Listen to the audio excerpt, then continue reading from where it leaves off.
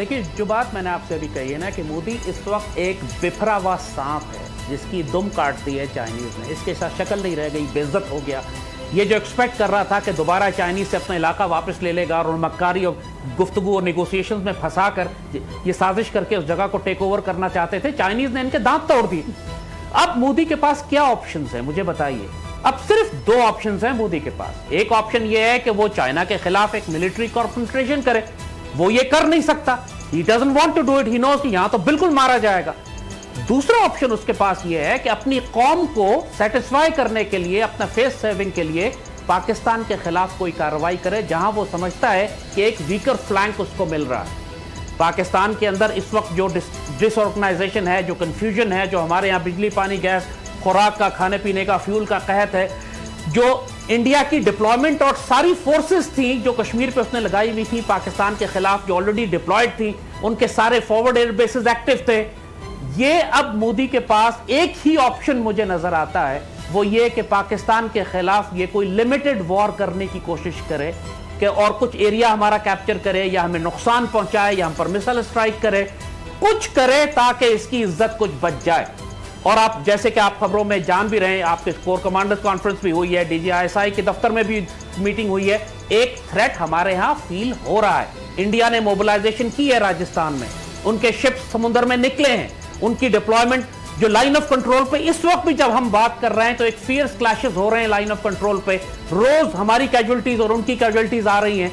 सो इस वक्त पाकिस्तानी कौम को एक हिस्टोरिक अपॉर्चुनिटी मिल रही है, पाकिस्तानी क़यादत को, हमारी मुसल्लह अफवाज को, कि चीन हमारा इत्तेहादी है। और जब वो इंडिया को प्रेशर में ला रहा है मशरक की जानिब से, लद्दाख के, जम्मू कश्मीर के मशरक की जानिब से, तो हमारे पास ये मौका है कि हम चीन के साथ मिलकर एक two front option, two front crisis India के लिए खड़ा कर दें। इंडिया किसी सूरत में टू फ्रंट वॉर नहीं लड़ सकता। चाइना ऑलरेडी एक एग्रेसिव पोस्चर में है, वो खून बहा चुका है इंडियंस का। पाकिस्तान इस वक्त अगर एक एग्रेसिव पोस्चर ले, जस्ट सोचिए, जस्ट इमेजिन द सिनेरियो कि अगर पाकिस्तान और चाइना मिलकर आजाद कश्मीर के ऊपर एक नो फ्लाई जोन बना दें, ऐलान कर दें कि हम किसी जहाज को उड़ने नहीं देंगे, पाकिस्तानी JF-17 थंडर्स जाएं और लद्दाख में जो चाइनीज एयर बेसिस हैं वहां पे जाके लैंड कर जाएं कि हम इंडिया के मशरक से भी, हम उस जानिब से भी इंडिया पर हमला करने के काबिल हो जाएंगे। अगर आप ये नहीं करेंगे, हम अपना पोस्चर इस तरह का बना लें कि हम अखनूर और जम्मू को की लाइन जो है वो काटने की बात करें, वो खुल के थ्रेट कर रहे हैं कि हम कराची ले लेंगे और हैदराबाद ले लेंगे और हम पाकिस्तान की GT रोड काट देंगे और आजाद कश्मीर और गिलगित बाल्टिस्तान पे कब्जा कर लेंगे। ज़ैद हामिद साहब, इंडिया के ताल्लुकात बांग्लादेश से खराब, नेपाल जैसे मुल्क के साथ उनके ताल्लुकात खराब, चाइना से ठुकाई हो गई, फौजी मॉरली डाउन है, माइनॉरिटीज खिलाफ हैं, अपोजिशन पार्टी शदीद नरेंद्र मोदी के खिलाफ हैं।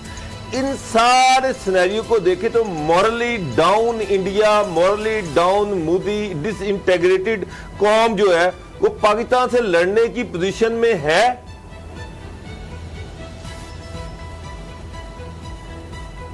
देखिए, अब आप, ये सवाल लॉजिकल है आपका कि क्या वो पाकिस्तान से लड़ने की पोजीशन में है या नहीं, मगर बात यह है कि मोदी को आप लॉजिकली जज नहीं कर सकते। वो बावला है, ही इज अनप्रेडिक्टेबल। जब एक आदमी रैबिड होता है, इंसेन होता है, तो उसको क्या, मोदी ने जो कुछ अब तक किया है, आप उसमें कोई भी चीज प्रेडिक्ट कर सकते हैं कि कोई सेन आदमी करेगा? तो कोई नॉर्मल आदमी ऐसे करेगा? पूरे इंडिया में 130 अरब की आबादी में एक लॉकडाउन लगा दिया, कश्मीर पर जिस तरह एथनिक वायलेंस, रिलीजियस वायलेंस जिस तरह हो रहा है, NCC, पूरे इंडिया को जिस तरह तबाह बर्बाद उसने किया है, क्या कोई नॉर्मल आदमी, सेन आदमी इस तरह कर सकता?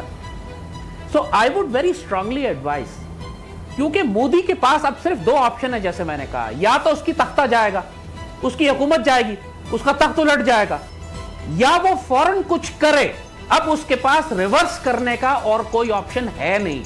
वो कश्मीर का स्टेटस जो उसने तब्दील किया है 5 अगस्त के बाद, उसको रिवर्स नहीं कर सकता, उसको आगे ही जाना है। और ही हैज नो ऑप्शन सिवाय इसके कि वो पाकिस्तान के खिलाफ कुछ गेन्स करने की कोशिश करे। क्या कैलकुलेट करके करेगा, उसके ख्याल में हम क्या रिस्पॉन्स देंगे, क्या वो समझता है जंग लिमिटेड रहेगी, ये सारी चीजें वो कैलकुलेट नहीं कर रहा है। इसमें अमेरिका का क्या रोल होगा? क्योंकि ग्लोबल टाइम्स जो उनका अखबार है चाइना का, वो कह रहा है कि दो चीजें बड़ी गलत सोच रहा है भारत। एक तो ये कि भारतीय अपने आप को बताते हैं अपनी कौम को मीडिया के थ्रू, वॉर मॉन्गरिंग के थ्रू कि जी भारतीय फौज ज़्यादा ताकतवर है।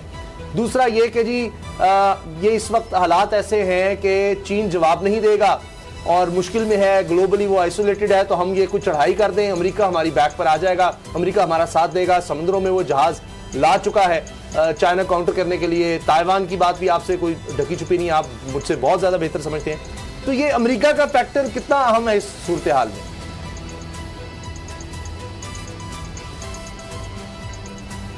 देखिए, अमेरिकन लद्दाख में किसी किस्म की कोई सपोर्ट इंडियंस को नहीं देंगे। चाइनीज को भी यह बात मालूम है और चाइनीज भी इसीलिए कॉन्फ्लिक्ट को लद्दाख में महदूद रखना चाहते हैं। इनको मालूम है कि अगर अमेरिकन के साथ प्रॉब्लम होती है तो वो साउथ चाइना सी में होगी, ताइवान पे होगी, वो उस तरफ होगी, उस थिएटर में होगी जहां पर चाइनीज कंफर्टेबल नहीं है इस वक्त लड़ना। और जो इस वक्त वीक एक्सेस है इंडिया का, जहां पर पूरी इंडियन आर्मी ट्रैप हुई हुई है आजाद जम्मू और कश्मीर के इलाके में, that is the battlefield which Chinese are going to choose. और अमेरिका का जहां तक ताल्लुक है, इस वक्त आप खुद अमेरिका के हालात को जानते हैं। इस वक्त वहां लॉकडाउन की वजह से, फिर वहां पे फसादात की वजह से, और जो हुकूमत के अंदर जो तसादुम और फसाद है, जो उनकी इकोनॉमी तबाह हो चुकी है, इस वक्त अमेरिकन अब इस कैपेसिटी में नहीं है कि पूरी दुनिया में नई जंगें शुरू करें, स्पेशली चाइना के खिलाफ। वो तो जर्मनी से अपने हजारों ट्रुप बाहर निकाल रहा है ट्रंप जो है, उसने अफगानिस्तान से विड्रॉल की बात की है, वो मुख्तलिफ इलाकों में जहां पे उनके ट्रुप्स फैले हुए हैं उनको वापस समेट रहा है कि अमेरिका के अंदर सिविल वॉर और मार्शल लॉ का खतरा है। उन्होंने ऑलरेडी मिलिट्री पुलिस डिप्लॉय करना शुरू कर दी है वॉशिंगटन में, अमेरिकन शहरों में। तो इस वक्त अमेरिकन चाइना के खिलाफ इस किस्म की कोई मिलिट्री कैंपेन कर ही नहीं सकते, और यही देखकर चाइना ने इस वक्त एग्रेसिव पोस्चर लिया है लद्दाख में। ठीक, लेकिन ज़ैद अहमद साहब, अगर मोदी फ्रस्ट्रेशन में कोई मिस एडवेंचर करता है, या आप इसको कह लें एडवेंचर करता है पाकिस्तान के खिलाफ, तो आप क्या सिनेरियो देखते हैं? देखिए, हमारे पास तो अब खोने के लिए कुछ नहीं है, जो हालात है वो आपके सामने है। कौम यूनिफाइड भी हो सकती है, एक भी हो सकती है। देखिए, ये मुझे जाती तौर पर, मैं आपसे बिल्कुल साफ बात कर रहा हूं, मुझे जाती तौर पर कोई शुबा नहीं है कि मोदी पाकिस्तान के खिलाफ ही एक एडवेंचर करेगा उसके पास, और अगर नहीं करता तो फिर मोदी सरवाइव नहीं करेगा इंडिया में। लिहाजा अब एक लास्ट डिच उसने वॉर पाकिस्तान के साथ शुरू करनी है, और इसके लिए वो ऑलरेडी डिप्लॉयड हैं, वो तैयार हैं। वो ये समझते हैं कि अगर एक इंटेंस प्रेशर के साथ पाकिस्तान के खिलाफ आए तो वो हमारे अंदर कुछ किलोमीटर घुस भी जाएंगे, कुछ इलाके भी ले लेंगे, और फिर वो इस काबिल होंगे कि वो चाइना से और पाकिस्तान से नेगोशिएट करें। और अपनी मॉरल क्रेडिबिलिटी को इब्तिदा में बात की कि कल जो डीजी जो आईएसए के हेडक्वार्टर में जो इजलास हुआ और फौरन जो वजारत खारजा में इजलास हुआ, आपको भी इतलात होंगी कि हमारे इदारों के पास ये जो इनके जो अज़ाइम है वो तो इतलात पहुंच चुकी है। तो जिस तरह पहले अभिनंदन का भी उन्होंने वाकया देखा, जाली सर्जिस का घर में घुस के मारने के भी वाकयात हुए, तो अभी भी दाम जिस तरह इनके पहले भी खटे, अब तो लाठियों और पत्थरों से, तो मेरा ख्याल अब फिर इनकी मजीद दुर्गति बन सकती है। कोई कामयाबी नजर तो नहीं आती, जिस तरह मोदी ने पहले भी मार खाई है जगह जगह पे। जी जैसा, देखिए, एक बात ध्यान में रखिएगा कि हमने फरवरी में जो कुछ इनके साथ किया था, अब इंडिया उस गलती को दोबारा नहीं दोहराएगा। वो एग्जैक्ट वो सिनेरियो नहीं बिल्ड करेगा कि अपने जहाज सीधे सीधे भेज दे और हम उसको मार के गिरा लें और एक और अभिनंदन हमारे पास आ जाए। हमारा दुश्मन बहुत कमीना दुश्मन है, याद रखिएगा। और इसको समझने के लिए 1971 और मशरकी पाकिस्तान के सानहे को हमेशा सामने रखा करें। हमेशा इस बात को समझें कि ये हमारा दुश्मन अंदर से पहले गद्दार इस्तेमाल करेगा, बगावतें करवाएगा, पाक फौज को अंदर फंसाएगा, और जब हमारे लिए अंदर पाकिस्तान आर्मी फंस जाएगी और हमारे लिए एक्सटर्नल ड्यूटी मुश्किल होगी, तो उसके बाद ये फौजें लेके दाखिल होगा।